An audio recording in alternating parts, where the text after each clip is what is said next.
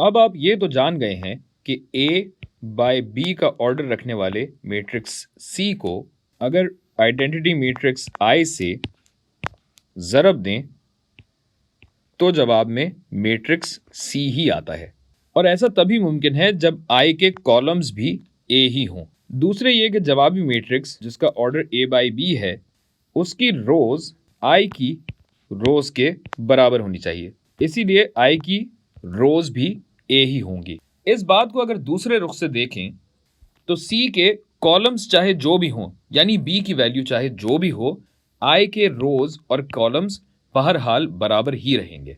ऐसा मैट्रिक्स जिसके रोज और कॉलम्स बराबर होते हैं कहलाता है स्क्वायर मैट्रिक्स। और I हमेशा स्क्वायर मैट्रिक्स ही होता है, जिसकी खास बात यह है कि इसके डायगोनल में हमेशा एक ही एक होते हैं, चाहे जितना बड़ा भी मैट्रिक्स हो। मिसाल के तौर पे अगर मैं 5 बाय 5 का आइडेंटिटी मैट्रिक्स लूं तो ये बनेगा 1 और बाकी तमाम अनासिर 0, तो 1 2 3 और 4, ये 5 कॉलम हो गए। इसी तरह 5 रोज बनानी है तो उसमें ये सब 0 होंगे, 1 2 3 4 और 5। और इस डायगोनल में 1 और ये 1 और ये 1 और ये 1 होना चाहिए, बाकी तमाम अनासिर 0 हैं। ये बन गया आपका स्क्वायर मैट्रिक्स, जो कि एक आइडेंटिटी मैट्रिक्स है। पिछली वीडियो में हमने एक 3 बाय 3 के मैट्रिक्स के जरिए I निकाला था। ये याद रखिए कि अगर C एक स्क्वायर मैट्रिक्स न भी होता तब भी I स्क्वायर मैट्रिक्स ही होता।